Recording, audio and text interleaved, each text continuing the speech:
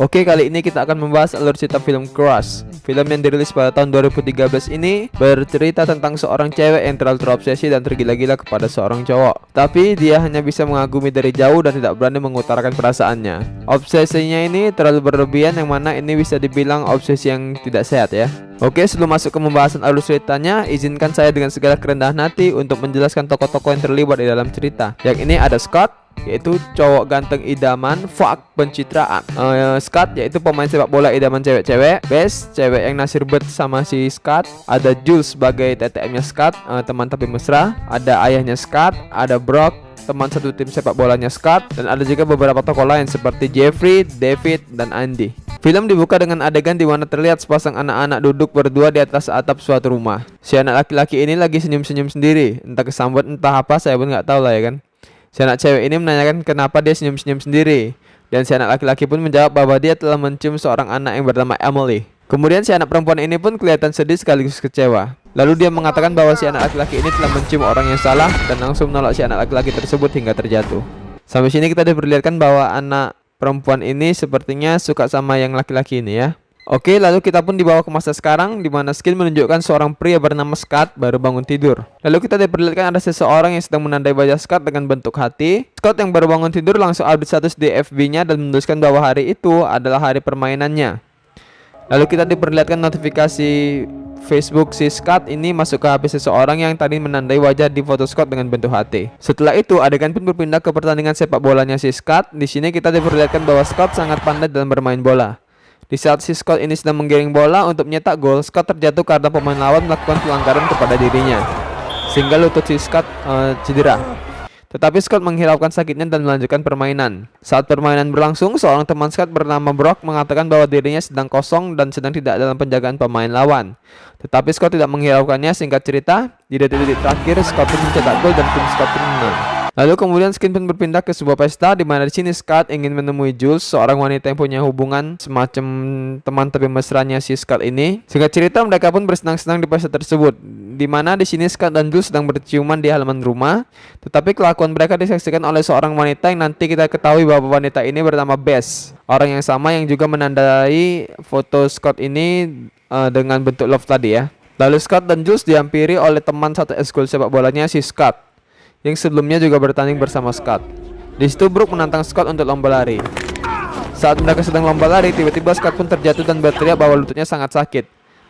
Mungkin ini akibat dari pelanggaran yang terjadi kepada Scott di pertandingan sebelumnya. Di sini Bess juga melihat kejadian itu, tetapi hanya bisa diam saja. Setelah itu adegan pun berpindah, di mana saat itu Scott sedang lari pagi, dan terlihat sedang ada seseorang yang sedang memperhatikan Scott dari dalam kamar. Lalu orang ini terlihat sedang memegangi rambutnya sambil membaca sebuah tulisan, yaitu cara berciuman. Di sini saya langsung menduga bahwa itu adalah Bess, pengagum rahasianya Scott. Setelah selesai lari pagi, Scott pun kembali pulang ke rumahnya. Scott dan ayahnya sedang bermain catur sambil sarapan. Di sini kita diberitahu lewat ayahnya Scott bahwa sekarang adalah 6 bulan setelah insiden kecelakaan si Scott itu. Ayahnya Scott mengatakan bahwa seharusnya Scott pelan-pelan saja larinya, dikarenakan cedera di lututnya baru benar-benar sembuh setelah 2 tahun. Scott mengatakan bahwa dia harus buru-buru kembali bermain sepak bola untuk mendapatkan beasiswa. Lalu di sekolah, di sini guru mereka sedang membagikan hasil ujian mereka. Di sini Scott mendapatkan nilai A dan Bess pun memperhatikannya dari belakang. Kayaknya si Scott ini udah ganteng, pintar olahraga, pintar juga di akademis. Bangsat, terlalu sempurna ini. Kita juga diperlihatkan bahwa sepertinya si Scott jago melukis. Ini kelihatan bahwa si Scott ini sedang menggambar sesuatu. Setelah selesai menggambar, Scott pun membuang kertas hasil lukisannya itu ke tong sampah. Di sini terlihat ada seseorang wanita yang memperhatikannya dan sepertinya akan mengambil kertas tersebut. Sepertinya wanita ini adalah Bess. Kenapa saya bilang sepertinya? Dikarenakan di sini kita tidak memperlihatkan wajahnya. Scott kemudian menerima surat yang sepertinya semacam surat cinta gitu, yang entah dari siapa, walaupun kita sudah bisa menduga ya bahwa surat itu berasal dari Bess. Tapi Scott mengabaikan surat tersebut. Adegan pun beralih ke Bess, di mana di sini kita melihat Bess sedang pulang ke rumahnya menggunakan sepeda. Terlihat di sini ada seorang pria yang sedang mengamati Bess dari kejauhan. Bess yang sedang bersantai di rumahnya terlihat sedang membaca sebuah buku. Scene pun berlanjut ke Scott yang kala itu sedang melakukan rutinitas lari paginya.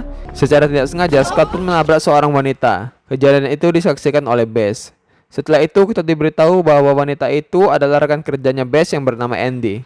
Andy kemudian dipanggil oleh bos mereka yang bernama David. David ini sepertinya punya perasaan kepada Andy. Lalu di sini ada seorang pria yang sedang memperhatikan Bess dari depan toko tempat Bess bekerja. Orang ini adalah Jeffrey, orang yang sama yang sebelumnya kita lihat sedang membuntuti Bess. Tetapi Bess di sini tidak memperdulikannya. Lalu Andy sedang melihat tulisan Bess yang sepertinya berisi tentang curahan hati si Bess. Di sini Andy juga bercerita bahwa dia juga dulu sering melakukan hal yang sama seperti yang dilakukan oleh Bess saat ini.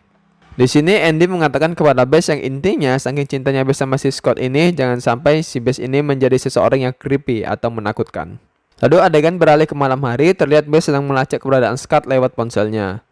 Kayak yang dibilang si Andy sih, Bess ini udah bukan manis lagi, jadi serem jadinya. Sampai posisi Scott pun dilacaknya. Bess pun tahu bahwa Scott sedang berada di lapangan sepak bola untuk latihan. Setelah latihan, Scott pun pulang dan ternyata si Jules sudah menunggu di depan rumahnya Scott. Singkatnya mereka pun melakukan adegan mantap-mantap di rumahnya Scott. Meskipun pada awalnya Scott menolak dikarenakan saat ini dia harus benar-benar fokus latihan. Lalu saat mereka lagi keenakan mantap-mantap, ayah Scott pun tiba-tiba pulang. Lalu mereka pun berhenti mantap-mantap. Sebelum pulang, Jules selfie dan mengirim foto tersebut kepada Scott untuk kenang-kenangan. Saat Jules keluar pintu, Scott memanggilnya dan mengatakan kalau Scott sangat membutuhkan Jules, tetapi tidak lebih dari sekedar seorang teman. Di saat pulang dan Jules ingin membuka pintu, terlihat di belakangnya ada seseorang yang mengawasinya. Setelah itu, saat Bess sedang berjalan pulang, di depan rumahnya terlihat Jeffrey sedang menunggunya. Bagi kalian yang lupa Jeffrey ini yang biasa menguntit si Bess. Jeffrey ini suka sama si Bess. Setelah berbicara singkat, Bess pun langsung masuk ke rumahnya meninggalkan Jeffrey. Saat hendak menutup pintu, Jeffrey menahan pintunya dan memberikan flashdisk yang berisi lagu-lagunya si Jeffrey kepada Bess. Bess pun dengan terpaksa mengambilnya. Di sini terlihat bahwa Bess sedang melihat profil Facebook milik Scott. Bess juga melihat profil Facebook milik Jules. Dia melihat baju-baju yang sering dikenakan Jules di foto Facebooknya. Saat sedang melihat foto-fotonya Jules, pemberitahuan pun keluar di layar laptopnya si Bess. Sepertinya ini pemberitahuan bahwa Scott akan melakukan rutinitas dari paginya dan lewat di depan rumahnya si Bess. Setelah itu Scott lanjut melakukan latihan angkat beban. Terlihat ada seseorang yang memperhatikan Scott dari belakang. Lalu Brock, temannya Scott pun muncul. Screen pun beralih ke Brock, di mana ketika itu dia sedang berlatih. Terlihat bahwa ada seseorang yang mengawasi Brock dari bawah tangga. Seseorang itu lalu mencengkram kaki Brock yang sedang berlari hingga terjatuh. Lalu adegan berlanjut di kamarnya Scott, di mana ketika itu Scott melihat surat yang dia terima. Di surat itu tertulis bahwa ada seseorang yang mengajaknya ketemuan jam 9 malam. Tetapi Scott tidak memperdulikannya. Ternyata yang mengirim surat itu adalah Bess. Terlihat di sini Bess sedang mengenakan pakaian yang mirip dengan pakaian yang dikenakan oleh Jules yang Bess lihat di Facebook Jules. Bess yang sedang duduk di pinggir kolam renang melihat jam di HP-nya yang menunjukkan pukul 10 lewat 44 menit malam. Terlewat 1 jam 44 menit dari jam pertemuan yang ia tulis di surat. Di sini saya benar-benar simpati dan merasa kasihan sama si Bess. Udah lama nunggu, tapi Scott juga belum datang. Bagus sama abang ayah kau dek. Bess yang merasa bahwa Scott tidak akan datang pun membakar baju yang ia kenakan tersebut. Ini adegan yang benar-benar bikin saya sedih. Lalu malam pun berlalu. Paginya Scott memberitahu ayahnya bahwa film kesukaan mereka akan diputar malam ini. Scott mengajak ayahnya untuk menonton ke bioskop nanti malam. Tetapi ayah Scott menolaknya dikarenakan harus mengejar ketertinggalan pekerjaannya nanti malam. Lalu Scott pun lari pagi seperti biasanya. Secara tidak sengaja Scott menabrak Bess yang sedang bersepeda. Bess mengatakan bahwa mereka satu kelas, tetapi Scott tidak mengetahuinya. Kemudian mereka berputar headset atau handsfree, nggak tahu saya apa namanya, untuk mengetahui lagu apa yang sedang mereka dengarkan satu sama lain. Ini adalah untuk pertama kalinya Bess sangat dekat dengan Scott. Setelah selama ini, Bess hanya bisa mengagumi Scott dari kejauhan. Di sini Bess terlihat sangat senang sekaligus malu-malu tai anjing dalam waktu yang bersamaan. Setelah itu Scott pun memberdirikan kembali sepeda Bess yang jatuh dan pergi meninggalkannya. Di sini diperlihatkan bahwa Bess mengoleksi semua potongan koran yang berisi artikel tentang kemenangan tim sepak bolanya Scott. Di sini Bess juga melihat status FB Scott yang mengatakan nanti malam dia akan pergi nonton ke bioskop. Bess terlihat sedang berlatih bagaimana cara dia akan menyapa Scott. Lalu adegan pun beralih di mana Bess sudah berada di depan bioskop dan mengenakan gaun hitam. Di sini Bess nampak cantik kali sumpah nggak bohong aku Lalu mereka pun masuk ke dalam gedung dan menonton filmnya. Rupanya itu semua hanyalah khayalan si Bess. Kenyataannya yang menonton bersama Scott adalah Jules. Skin pun berpindah ke rumahnya Scott. Terlihat saat itu ada seseorang yang masuk ke rumahnya Scott, sehingga suara geraknya didengar oleh ayahnya Scott yang saat itu tengah tertidur di sofa. Ayah Scott yang terbangun pun mengira kalau Scott sudah pulang. Padahal Scott sedang bersama Jules baru keluar dari bioskop. Waduh, jadi siapa yang masuk ke rumah Scott tadi? Mati lah udah. Lalu Scott pun pulang ke rumahnya. Terlihat ayahnya Scott sedang tertidur di sofa. Lalu Scott pun pergi ke kamarnya. Di situ ada seseorang yang sedang melihat Scott dari dalam lemarinya. Setelah Scott tertidur, orang tersebut meraba-raba Scott lalu pergi. Sampai sini mungkin kita udah bisa duga ya siapa orang itu, karena kan yang tergila-gila sama Scott cuma satu orang doang. Keesokan harinya Jeffrey datang ke toko tempat Bess bekerja dan mengajaknya makan siang bersama. Mereka pun pergi ke sebuah tempat berdua untuk makan siang bersama. Lalu tiba-tiba Jeffrey langsung mencium Bess. Bangsat, mainnya saudara ya si Jeffrey bodoh ini. Lalu tentu saja Bess menolaknya. Lalu Jeffrey mengatakan bahwa semua orang menganggap Bess itu aneh kecuali dirinya. Kemudian Bess pun pergi meninggalkan Jeffrey. Malamnya, ini aneh kali sih weh, swear lah. Bess terlihat mengedit foto Jules dan Scott dan mengganti foto Jules menjadi dirinya. Lalu kemudian adegan berpindah ke rumahnya Jules, di mana ketika itu dia dikagetkan bahwa ada bacaan di jendela kamarnya yang bertuliskan bahasa Jawa yang bacanya his mine. Bagi kalian yang nggak tahu, itu artinya dia adalah milikku. Yang tentu saja kalimat ini mengarah ke sesosok Scott. Jules yang ketakutan bahwa ada seseorang yang menuliskannya pun memanggil Scott ke rumahnya. Tetapi Scott tidak mempercayainya. Malah justru Scott menuduh bahwa ini hanyalah akal-akalannya Jules. Jules yang marah pun langsung mengusir Scott dari rumahnya. Keesokan harinya, Scott sedang berada di sebuah kafe dan berjumpa dengan Miss Brown. Miss Brown ini adalah guru Scott di sekolah. Karena sedang tidak berada di sekolah, Miss Brown meminta Scott untuk memanggilnya Nancy. Ternyata selama ini Miss Brown atau si Nancy ini juga sering melihat Scott lari pagi dari jendela apartemennya.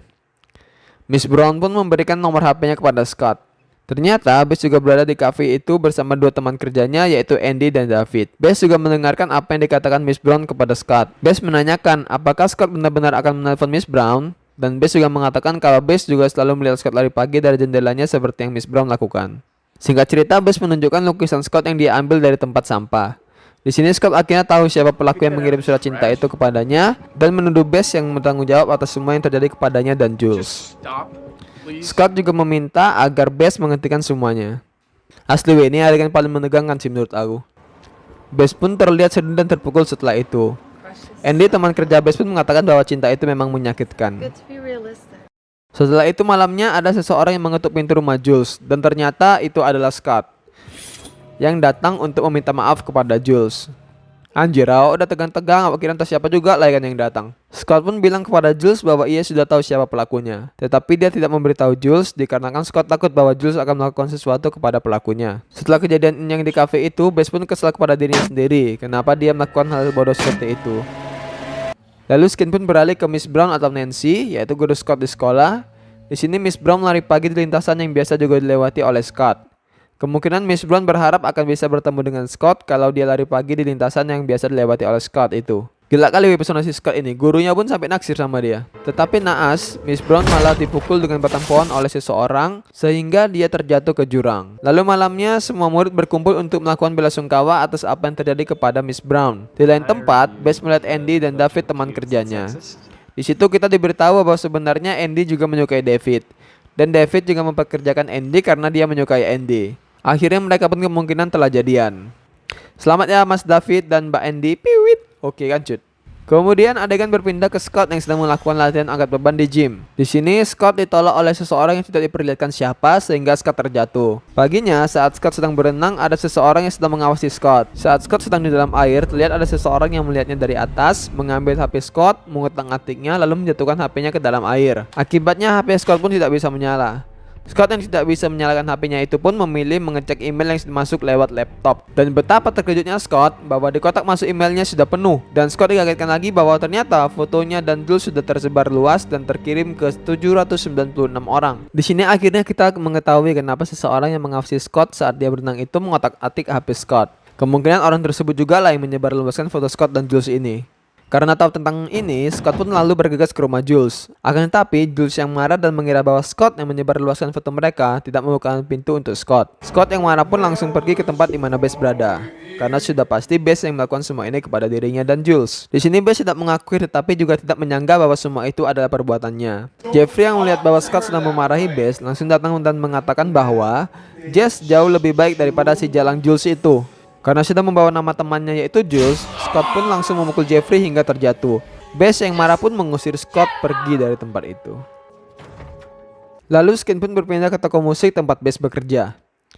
Di sini Bess mengatakan kepada Andy bahwa Andy sangat mudah untuk melakukannya. Mungkin melakukannya yang dimaksud Bess ini adalah soal percintaan mungkin ya. Karena Bess kan melihat dalam waktu singkat Andy sama David udah jadian. Sementara dia udah lama kali mendam rasa untuk Scott.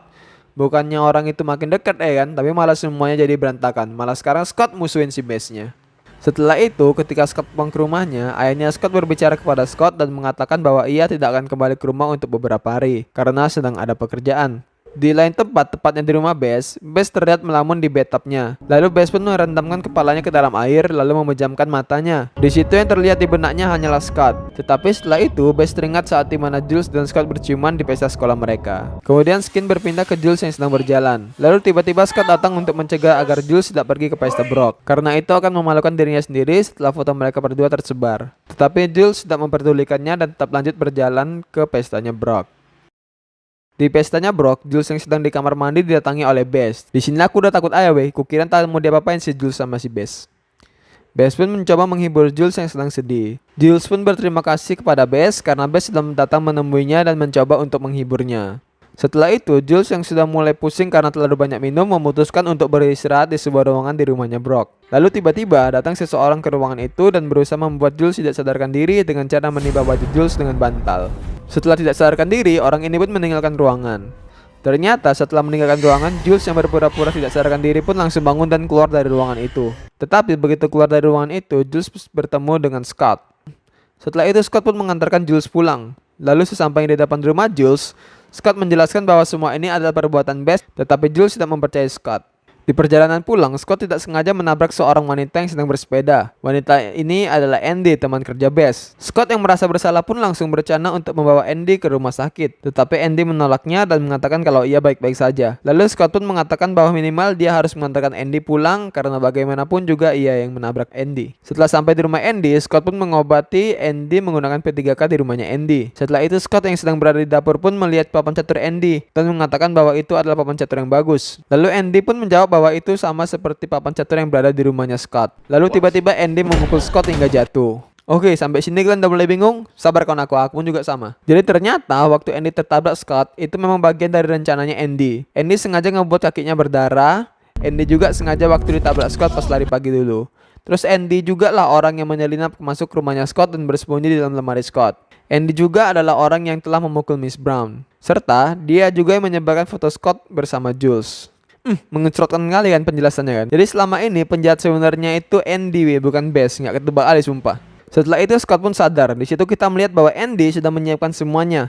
Sudah menghias kamar tempat Scott tidur dengan hiasan seperti bunga, patung sepak bola dan lain sebagainya. Lalu Scott mencoba kabur, tetapi digagalkan oleh Andy. Kemudian Andy menendang lutut Scott yang bekas cedera tersebut hingga sepertinya patah sehingga Scott teriak-teriak kesakitan. Lalu Andy menyuntikkan obat penenang kepada Scott agar Scott tenang. Di sini kita diperlihatkan bahwa sebenarnya Andy juga tidak berniat untuk menyakiti Scott, tetapi ia terpaksa melakukannya karena Scott terus melawan. Di lain tempat, Jeffrey datang ke rumah Bess untuk menanyakan apakah Bess pernah melakukan hal-hal aneh. Di sini juga terlihat bahwa sepertinya Bess sudah mulai bisa menerima Jeffrey. Lalu setelah selesai berbicara, Bess pun masuk ke dalam rumahnya. Keesokan paginya, Andy datang bekerja ke toko seperti biasa. Macam gak ada kejadiannya kan weh. Andy berbicara kepada Bess yang sedang termenung, mengatakan bahwa cinta itu memang sulit. Andy juga mengatakan bahwa dia pernah menyukai seorang pria di sekolahnya. Lalu pria tersebut akhirnya mati tanpa tahu perasaan Andy kepadanya. Bahkan tidak tahu keberadaan Andy. Itu tidak akan terjadi lagi kepadanya jika dia menemukan seseorang seperti pria itu lagi. Lalu Bess bertanya, apakah Andy sudah menemukan pria seperti itu? Dan Andy menjawab sudah. Kemudian Andy pulang kembali ke rumahnya. Di ruang bawah tanah Andy, Scott pun tersadar. Lalu tiba-tiba David datang ke rumah Andy. Sepertinya di sini Andy sudah memutuskan hubungan dengan David. David menanyakan apa dia membuat kesalahan. Di sini Andy menjelaskan bahwa David tidak salah. Yang salah adalah dirinya. Andy juga mengatakan kemanapun ia pergi dan aku bertemu dengan seseorang, kemudian Andy akan kehilangan mereka. Di sisi lain, Scott yang sedang dikurung di ruangan bawah tanah mencoba untuk kabur dengan merangkak menaiki tangga. Lalu singkat cerita, setelah David berbicara dengan Andy, Andy ciuman dengan David, lalu Andy membunuh David. Kasihan David. Scott yang sedang berusaha merangkak keluar pun melihat Andy masuk ke ruangan itu. Andy menyuruh Scott untuk menggambar dirinya, seperti hasil lukisan Scott yang pernah ditunjukkan oleh Bess di kafe. Andy berjanji setelah Scott menggambar dirinya, Andy akan membebaskannya. Ini dikatakan Andy agar Scott mau menggambar dirinya. Akhirnya Scott pun mau menggambar Andy. Di lain tempat, Bess terlihat sedang membakar semua foto dan koran yang berisikan artikel tentang Scott. Bess juga menghapus Scott dari daftar pertemanannya di Facebook. Di sini kelihatannya Bess sudah mulai move on, sudah mulai belajar untuk melupakan Scott. Setelah itu, Bess yang butuh teman curhat pun pergi ke tempat Andy. Saat keluar rumah, Bess melihat ada Jeffrey yang mengintipnya dari balik pohon, tapi Bess membiarkannya. Singkat cerita, Scott pun selesai menggambar Andy. Scott pun bertanya, apakah Andy menyukai lukisannya? Dan Scott juga menanyakan apakah ia sudah boleh pergi. Lalu tiba-tiba Andy merobek kertas hasil lukisan Scott dan memintanya menggambar dirinya lagi. Di sini aku kurang paham sebenarnya si W sama si Andy. Kenapa dia robek kertasnya? Kalau menurut aku sih mungkin tadi kan si Andy bodat ini udah terlanjur janji sama Scott kalau si Scott udah siap melukis si Andy bakal ngebebasin si Scott. Di sini mungkin Andy takut kalau Scott itu pergi. Apa takut karena Scott bakal telepon polisi atau takut karena Scott pergi ninggalin dia? Kurang tahu juga. Lalu tiba-tiba Scott menusukkan pensil yang ia genggam ke kakinya Andy, lalu menghantamkan kepala Andy ke tembok hingga tak sadarkan diri. Di luar rumah Andy, terlihat Bess setelah sampai di depan rumahnya. Di situ Bess melihat ada tetesan darah di lantai. Bess pun heran apa yang sebenarnya sedang terjadi. Di sana dia melihat ada Scott yang sedang merangkak keluar. Saat hendak menolong Scott, ternyata Andy datang. Andy mengatakan bahwa semua ini ia lakukan untuk menolong Bess. Lalu Bess pun melihat ada mayat David di rumah Andy. Andy yang melihat Bess pun langsung mengajar Bess dengan menghantamkan kepala Bess ke lantai. Jeffrey yang dari awal sudah mengikuti Bess pun sampai ke rumah Andy. Di situ dia langsung menghentikan Andy yang mencoba menusukkan pensil ke Bess. Memang di film apapun pasti pahlawan datangnya belakangan ya kan weh. Jeffrey melempar Andy lalu disusul dengan Scott yang menendang Andy hingga terjatuh, terguling ke ruangan tempat ia menahan Scott. Lalu Jeffrey langsung mengunci pintu tersebut dari luar. Dan kejadian itu pun berakhir. Setelah itu, adegan pun berpindah ke Bess dan Jeffrey yang sedang duduk di pinggir kolam renang. Dimana ketika itu, kita diperlihatkan bahwa sepertinya Bess pun juga sudah mulai menyukai Jeffrey. Lalu Bess pun langsung mencium Jeffrey. Akhirnya ya, Bess pun nemui cinta sejatinya. Di lain tempat, kita juga diperlihatkan jika Scott sedang duduk berdua bersama Jules. Scott pun mengatakan sepertinya dia akan masuk ke sekolah seni. Di sini Scott terlihat mencium Jules dan sepertinya mereka pun pacaran. Lalu skin pun berpindah ke Andy. Di sini Andy sedang diinterogasi terkait perbuatannya. Di sini kita diberitahu bahwa Miss Brown, guru sekolah Scott, telah siuman dan mengidentifikasi bahwa Andy yang telah mencelakainya hingga tak sadarkan diri. Robert, yaitu nama pria yang bertugas menginterogasi Andy, juga mengatakan bahwa dia mendapatkan info bahwa Andy pernah membunuh seorang pria pada saat SMA. Ternyata pria inilah yang pernah diceritakan oleh Andy ke Bess pada saat di toko musik tempat mereka bekerja. Lalu Andy mengatakan kepada Robert bahwa itu bukanlah pertama kali ia melakukan hal seperti itu. Kemudian Robert bertanya, jadi siapa kawan pertama si Andy? Lalu kita diperlihatkan adegan dua anak kecil yang pada awal film tadi. Ternyata anak kecil itu adalah Andy dan temannya yang ia sukai. Di sini kita diperlihatkan bahwa semua korban Andy adalah lelaki dengan rambut pirang. Ini juga lah yang mungkin menjadi alasan kenapa Andy tergila-gila kepada Scott. Scott juga memiliki rambut pirang yang menjadi ciri khas semua korban Andy. Lalu Robert mengatakan kepada Andy, nikmati waktumu, karena sementara kau akan berada di sini. Lalu Andy pun menjawab bahwa dia tidak pernah berada dalam suatu tempat untuk waktu yang lama, yang mengindikasikan bahwa Andy percaya diri bahwa dia akan segera keluar dari tempat itu. Lalu film pun berakhir.